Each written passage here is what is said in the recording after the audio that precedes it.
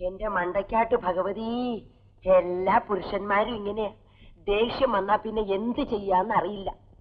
ഞാൻ പണ്ട് കാതറിക്കയുടെ വീട്ടിൽ നിൽക്കുന്ന കാലം അവിടെ പൈങ്കിളി പോലെ ഒരു പെണ്ണ് വന്നു. നിർത്തോ, എനിക്ക് ഒരു ജോലി ഒന്നില്ലേ? പിന്നെ അടുപ്പത്ത് അരി കിടക്കുക, പാതി വന്നു.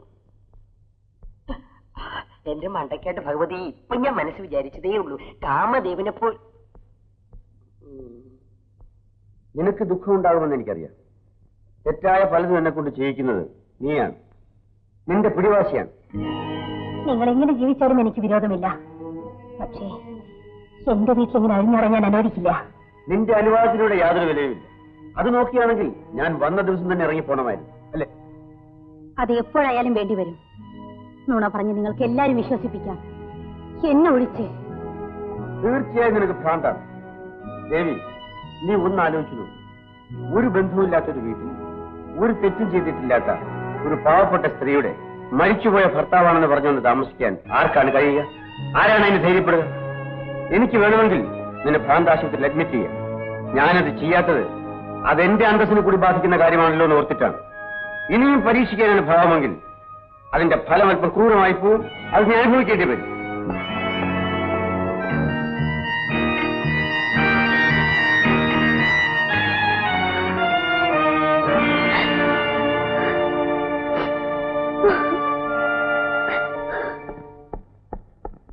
ബിന്ദു, ദേവിക്കുള്ള ആഹാരം മുകളിലേക്ക് കൊടുത്തയക്കും. ആരെങ്കിലും ടെലിഫോൺ ചെയ്താൽ ഞാൻ വൈകുന്നേരം വരുമെന്ന് പറയും. ആ ശങ്കരൻകുട്ടിയോട് ഒരുങ്ങിയിരിക്കാൻ പറയും. ഞാനിന്നൊരു ഹണ്ടിങ്ങിന് പോകുന്നു. Just for A change. Okay? ശരി സർ. സത്യാഗ്രഹമാണോ? സ്ഥലമൊക്കെ ഇഷ്ടപ്പെട്ടില്ല. കുഴപ്പമൊന്നും ഉണ്ടാക്കാതെ അടങ്ങി ഒതുങ്ങി കഴിഞ്ഞോണം.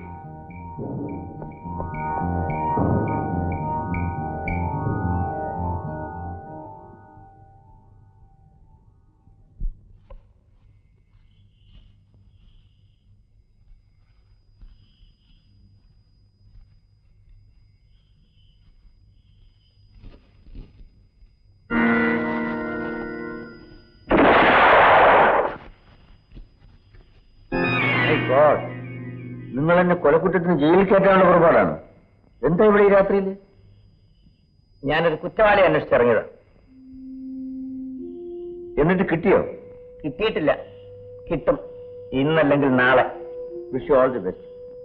മിസ്റ്റർ ഗോപിനാഥ്, അസൗകര്യമില്ലെങ്കിൽ ഒരു ഉപകാരം ചെയ്താൽ കൊള്ളാം. എന്താണ്? ഞാൻ നായാട്ടിന് ഇറങ്ങിയത് എന്റെ ഭാര്യയ്ക്ക് തീരെ രസിച്ചിട്ടില്ല. പേടിയുണ്ടാവും. ഒന്ന് അങ്ങോട്ട് ചെല്ലു, ഒരു ധൈര്യത്തിന്. ഞാൻ വന്നിട്ട് പോ. ബുദ്ധിമുട്ടാവില്ലെങ്കിൽ മതി. നിങ്ങളാവുമ്പോ പലതും പറഞ്ഞിരിക്കാമല്ലോ. എനിക്കാണെങ്കിൽ നിങ്ങളെ വലിയ വിശ്വാസമാണ്. Just like a brother. Okay? I'm sorry, എനിക്ക് വേറെ കുറെ ജോലിയുണ്ട്. It's all right. പിന്നെ കാണാം. വരൂ. പിന്നെ കുറച്ച് നല്ല മദ്യം കൊണ്ടുവന്നിട്ടുണ്ട്. If you like. No thanks.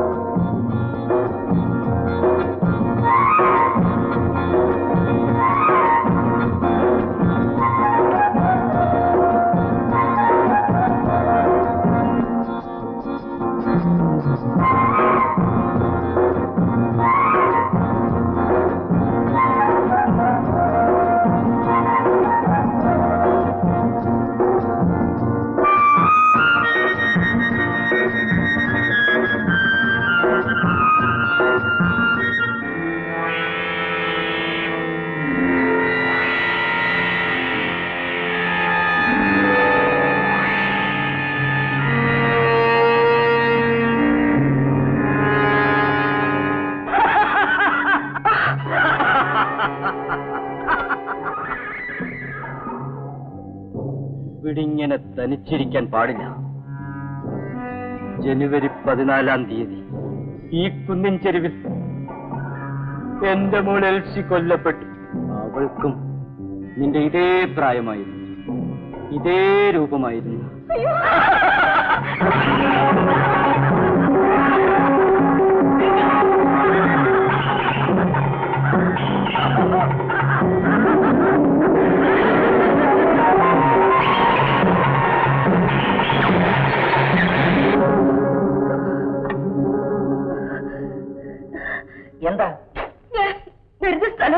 പറന്നിറങ്ങിയതാ.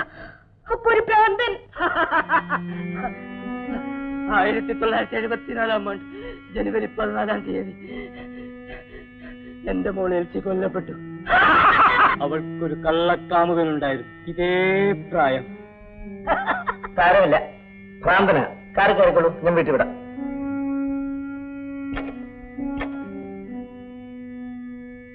അവൾ എന്റെ പോലെ മോളായിരുന്നു. അവൾ അവൾ അവൾ അവൾ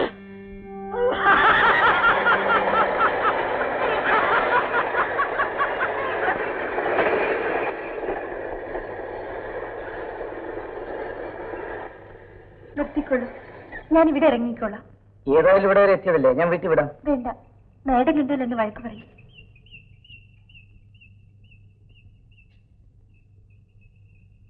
താങ്ക്സ്.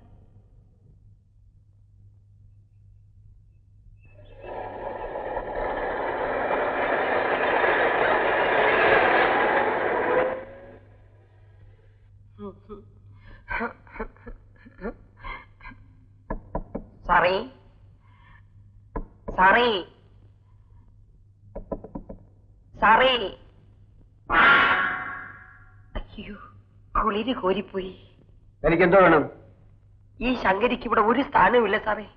പുറത്താണെങ്കിൽ കൊമ്പം മീശ മിറപ്പിച്ചോണ്ട് മിണ്ടാപ്രേതം, അകത്താണെങ്കിൽ ഇംഗ്ലീഷ് ചീത്ത പറയുന്ന ഒരു പെണ്ണും. ഇവരുടെ മാനം മര്യാദയിട്ട് ശങ്കരി എങ്ങനെ ജീവിക്കും സാറേ? അവരെന്ത് ചെയ്തു എന്നാ താൻ പറയുന്നേ? അവരൊന്നും ചെയ്തിട്ടല്ല സാറേ, അവരൊറ്റ കെട്ട, ഞാൻ മാത്രം വേറെ. ഇന്നലെ രാത്രി ഉറങ്ങാൻ കിടക്കുമ്പോ പുറത്തൊരു ശബ്ദം. നോക്കിയപ്പോഴെന്താ, എന്റെ മണ്ടയ്ക്കാട്ട് ഭഗവതി, ആ മിണ്ടാപ്രേതവും 2 തടിയന്മാരും നിന്ന് എന്തോ സ്വകാര്യം പറയണം. എന്നെ കണ്ടുടനെ പിടിച്ചൊരു വരട്ട്. ഞാനങ്ങ് പേടിച്ചു പോയി. അതിനിപ്പോ എന്താ വേണ്ടത്? അവരെയൊക്കെ ഇവിടുന്ന് പറഞ്ഞയക്കണം. ഈ വീട്ടിലെ ജോലികൾ മുഴുവൻ ഒറ്റയ്ക്ക് ശങ്കരി ചെയ്തോളും. എന്നാലും പേടിക്കാതെ കഴിയാമല്ലോ. അവരെ പറഞ്ഞയക്കാൻ വിഷമമാണ്. വേണമെങ്കിൽ തനിക്ക് പോ. എന്നാലും സാറിന്റെ ശങ്കരിയോട് ഇങ്ങനെ പറഞ്ഞല്ലോ. എനിക്കിനി ചത്തോ മതി എന്റെ മുണ്ടൊക്കെ. ശങ്കരൻകുട്ടി, നീ പോണ്ട. ഇവിടത്തെ ജോലിക്കാർ ആരൊക്കെയാണെന്ന് തീരുമാനിക്കേണ്ടത് ഞാനാണ്. ഞാനില്ലാത്തപ്പോൾ നിനക്ക് തീരുമാനിക്കാം. ഞാൻ ഉള്ളപ്പോ എന്റെ ഇഷ്ടം കൂടി നോക്കണ്ടേ? എവിടെന്നോ വലിഞ്ഞു കയറി വന്നവർക്ക് തട്ടിക്കളിക്കാനുള്ള പാവയൊന്നുമല്ല ഞാൻ. ശരിയാണ്. അങ്ങനെ ആരെങ്കിലും നിന്നെ കളിപ്പിക്കാൻ ശ്രമിച്ചാൽ ഞാൻ എന്റെ സർവ്വശക്തിയും ഉപയോഗിച്ച് അവരെ നേരിടും. നിങ്ങളുടെ സഹായം എനിക്ക് ആവശ്യമില്ല എന്ന് തീർത്ത് പറയരുത്. എന്നെങ്കിലും എന്റെ ആവശ്യം വന്നാൽ അന്ന് ഇങ്ങനെ പറഞ്ഞു പോയല്ലോ എന്ന് ഓർത്ത് ദുഃഖിക്കേണ്ടി വരും. ശങ്കരൻകുട്ടി. ശങ്കരി അല്ല ശങ്കരി, നിന്നെ ഇവിടെ ആരും ഉപദ്രവിക്കില്ല കേട്ടോ.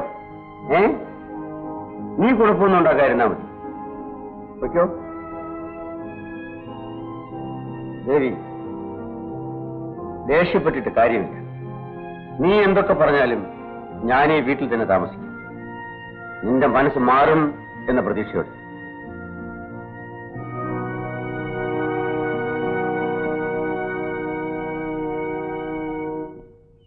ബിന്ദുവിനെ ആദ്യം കണ്ടപ്പോൾ തന്നെ എനിക്ക് തോന്നിയിരുന്നു ഒരു പാവം പെണ്ണാണ്. വാസ്തവത്തിൽ ആ വീട്ടിൽ താമസിക്കുന്നത് എനിക്കിഷ്ടമല്ല. പിന്നെ ഒരു കുടുംബം നോക്കേണ്ട ചുമതലയുള്ളതുകൊണ്ട് എല്ലാം സൈറ്റ് ചെയ്യാണ്.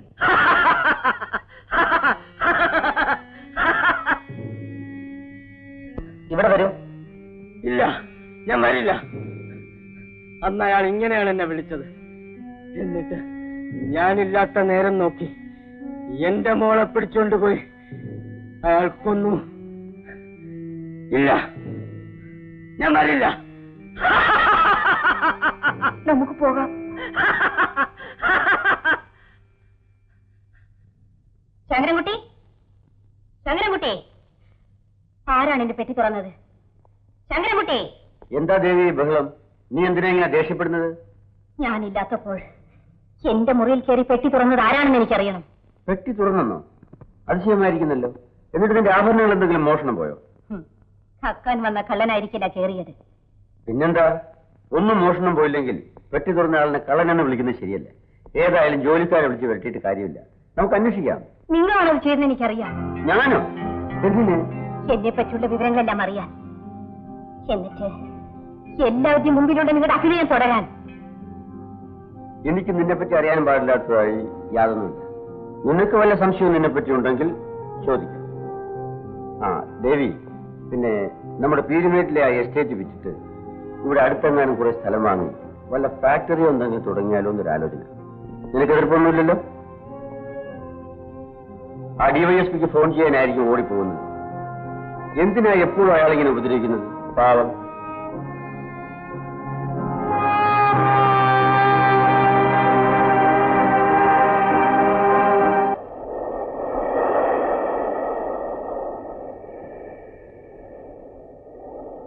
എല്ലാം തുറന്നു പറയും. ദേവിയെ രക്ഷിക്കാൻ അതിനെ സഹായിക്കും.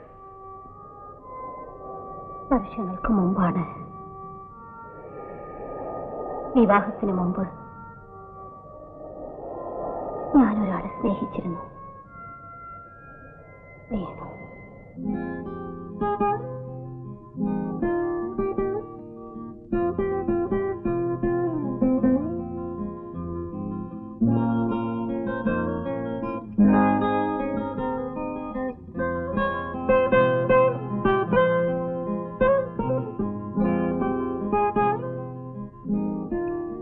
ചേച്ചി,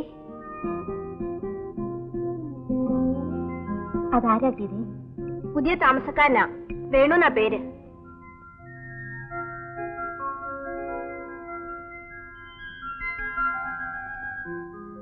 ബാങ്കിലെ ഓഫീസറാണ്. നീ പോ.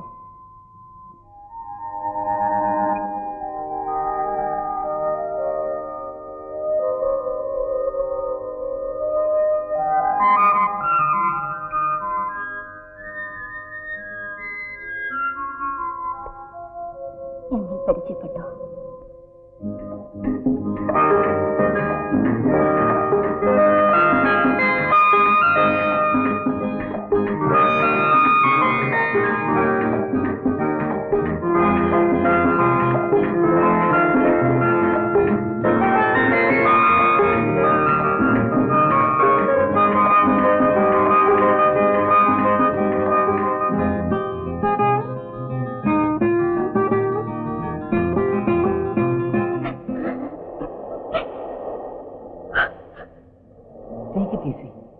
കൊച്ചു കുട്ടികളെ പോലായാലോ?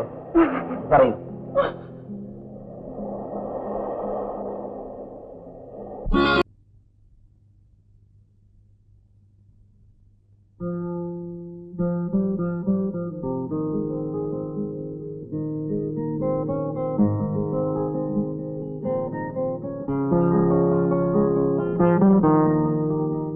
Good morning.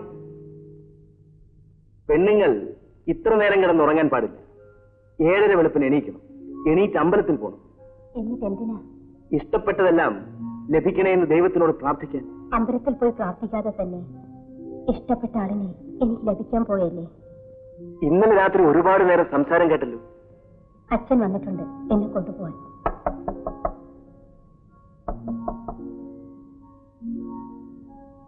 എനിക്കിന്ന് അല്പം നേരത്തെ പോകണം. ഓഫീസിൽ നിന്ന് വന്നിട്ട് കാണാം.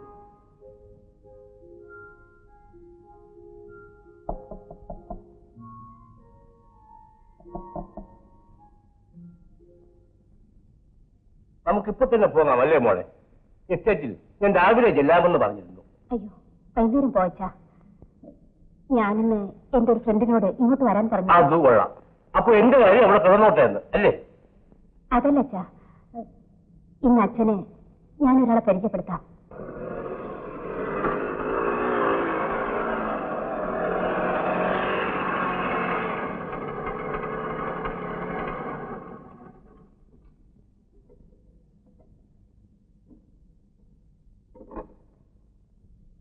വേണുവേട്ടാ, വേണുവേട്ടാ, ഒന്നിങ്ങോട്ട് വരൂ.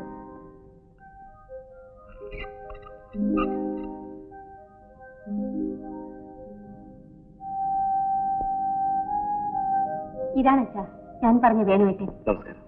നമസ്കാരം. ഇവിടെ വന്നപ്പോ മുതൽ ഇവർക്ക് നിങ്ങളുടെ കാര്യം പറയാനേ ഉള്ളൂ. രാത്രി ഗിറ്റാർ വായിക്കുന്നത് കേട്ടപ്പോ എനിക്കൊന്ന് പരിചയപ്പെടണമെന്ന് തോന്നി. എത്ര ദിവസം ഇവിടെ ഉണ്ടാവും? ഞങ്ങൾ ഇന്ന് തന്നെ പോകും. എസ്റ്റേറ്റിലെ കാര്യങ്ങളൊക്കെ നോക്കാൻ വയസ്സായ കാലത്ത് ഞാനല്ലേ ഉള്ളൂ. ആട്ടെ, വേറെ തനിക്കാണോ താമസം? അതെ. ആഹാരമൊക്കെ ഹോട്ടലിൽ നിന്ന് വരുത്തും. ഒഴിവുള്ള ദിവസം ഞാൻ ഇവിടെ തന്നെ ഉണ്ടാക്കും.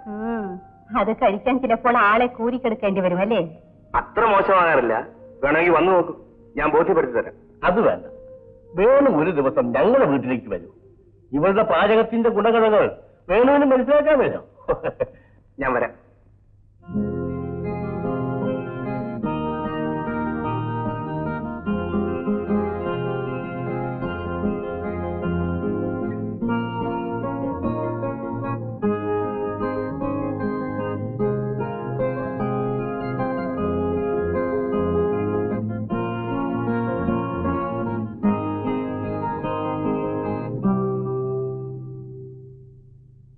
ഉറങ്ങിപ്പോയോ? ഇല്ല. വരൂ, അച്ഛൻ അന്വേഷിക്കുന്നുണ്ടാവും. വിരുന്നുകാരനായി വന്നവൻ മകളുമൊത്ത് ചുറ്റി നടക്കുന്നത് കണ്ടാൽ ആർക്കായാലും വിഷമം തോന്നും. എല്ലാവരും പോലല്ല എന്റെ അച്ഛൻ. എന്റെ ഇഷ്ടത്തേക്കാൾ വലുതായി ഒന്നും അച്ഛനില്ല. ദേവി അച്ഛനെ പറ്റി പറയുമ്പോഴെല്ലാം എനിക്ക് അസൂയ തോന്നാറുണ്ട്. എനിക്കൊരിക്കലും അത്തരത്തിലുള്ളൊരു സ്നേഹം അനുഭവിക്കേണ്ടി വന്നിട്ടില്ല. എന്റെ ജാതകദോഷം കൊണ്ടാണത്രേ ഞാൻ ജനിച്ച അന്ന് തന്നെ അച്ഛൻ മരിച്ചുപോയത്. അതുകൊണ്ട് അമ്മയ്ക്ക് പോലും എന്നെ സ്നേഹിക്കാൻ കഴിഞ്ഞില്ല. അതിനെപ്പറ്റി ചിന്തിക്കാനുള്ള സമയമായപ്പോഴേക്കും അമ്മയും പോയി. വിശാലമായ ഈ ലോകത്തിൽ ഞാൻ തനിച്ചായി. തനിച്ചോ? ചുറ്റും ഇത്രയേറെ ആളുകളുള്ളപ്പോഴോ? നിനക്കത് മനസ്സിലാവില്ല ദേവി. സത്യം പറഞ്ഞാൽ നിന്നെ പരിചയപ്പെട്ടതിന് ശേഷമാണ് ജീവിതത്തിൽ എന്തെങ്കിലും ലക്ഷ്യമുണ്ടെന്ന് എനിക്ക് തോന്നി തുടങ്ങിയത്.